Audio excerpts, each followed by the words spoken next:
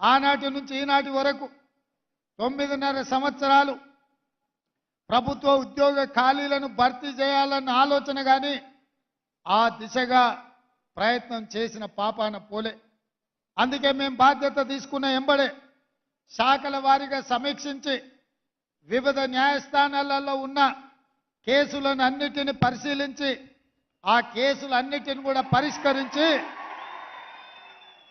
కొంతమంది ఆవేదనతో లేదా కొంతమంది తమ అవగాహన ఆలోచనలతో న్యాయస్థానాల తలుపు తట్టినప్పుడు వాళ్ళకు ఒక నమ్మకాన్ని విశ్వాసాన్ని కల్పించి న్యాయస్థానాలలో మీ తరఫున కొట్లాడాల్సిన ప్రభుత్వాలు నిర్లక్ష్యం వహించడం వల్ల దాదాపుగా ఏప్రిల్ 2022లో మీ నోటిఫికేషన్ వస్తే దాదాపుగా 22 నెలలు మీ ఉద్యోగ నియామకాలు చేపట్టలేదు. అందుకే నేను అధికారులతో సమీక్షించి న్యాయపరమైన చిక్కులను తొలగించి ఈరోజు 13,445 ఉద్యోగాల ఖాళీలను భర్తీ చేయాలి. మా తమ్ముళ్ళు మా చెల్లెళ్ళ గుండెల్లో ఆనందం పొంగాలి, మీ కళ్ళల్లో వెలుగులు చూడాలి అని చెప్పి ఈరోజు ఈ కార్యక్రమాన్ని చేపట్టడం జరిగింది. అందుకే మిత్రులారా, ఈరోజు మీకు ఈ వేదిక మీద నుంచి మీ అన్నగా మీ రేవంత్ అన్నగా నేను అండగా ఉంటా. మీరెవరు అధైర్యపడకండి. మీ సమస్యల్ని పరిష్కరించే బాధ్యత మా ప్రభుత్వం తీసుకుంటుంది. ఎందుకంటే ఈ ప్రభుత్వం మీది, ఈ ప్రభుత్వం పేదలది, ఈ ప్రభుత్వం ప్రజా ప్రభుత్వం, ప్రజల కోసమే పనిచేస్తుంది, ప్రజా సమస్యల్ని పరిష్కరిస్తుంది. అందుకే ఈరోజు రాష్ట్రంలో ఉన్న లక్షలాది మంది నిరుద్యోగ యువకులకు ఈ వేదిక మీద నుంచి పిలుపునిస్తున్న, ఆనాటి ప్రభుత్వం చిక్కుముళ్ళు వేస్తే ఒక్కొక్క చిక్కుముడిని విప్పుకుంటూ సమస్యల్ని పరిష్కరించుకుంటూ స్టాఫ్ నర్సుల ఉద్యోగాలు మన ఆడబిడ్డలు మన చెల్లెలకు 6,956 ఉద్యోగ నియామక పత్రాలు ఇదే ఎల్బీ స్టేడియంలో అధికారికంగా వాళ్ళకు అందించడం జరిగింది.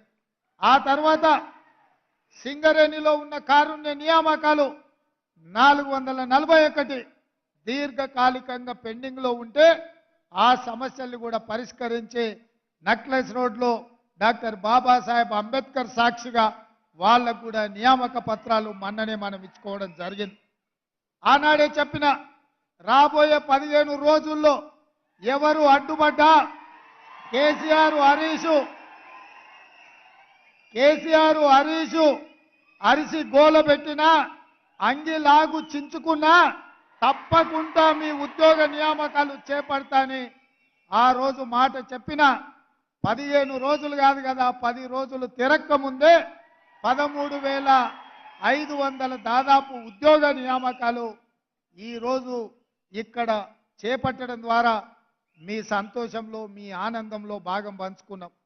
రేపు దాదాపుగా ఇంకా 2,000 పైచులకు ఉద్యోగాలు రేపు ఇదే ప్రాంగణంలో ఇదే సమయంలో కొత్త నియామకాలు చేపట్టడానికి కూడా మా అధికారులు మా ప్రభుత్వం ప్రయత్నం చేస్తుంది. రేపు వాళ్ళ కళ్ళల్లో కూడా ఆనందం చూడాలని మేము అనుకుంటున్నాం. చాలామంది అంటున్నారు, ఆయన అల్లుడు హరీష్ రావు గారు అంటున్నారు, ఎందుకయ్యా ఎవరి నియామకం వాళ్ళ ఇంటికి పంపిస్తే సరిపోద్ది కదా, ఇంతమందిని ఇక్కడికి ఎందుకు పిలవాలని నేను అడుగుతున్నా. అయ్యా నీ కడుపు నొప్పి ఏందని నేను అడుగుతున్నా. వీళ్ళందరూ మా తమ్ముళ్ళు మా చెల్లెళ్ళు, వాళ్ళందరితో ప్రత్యక్షంగా కలిసి వాళ్ళ ఆనందంలో భాగస్వామ్యం తీసుకుంటే ఇంటికి వెళ్ళిన తర్వాత నాకు కంటి నిండా నిద్ర పడుతుంది, బుక్కెడు బువ్వ వంట పడుతుంది. ఎందుకంటే నా బాధ్యతను నేను నెరవేరుస్తున్నా అన్న సంతోషం నమ్మకం నాకు కలుగుతుంది.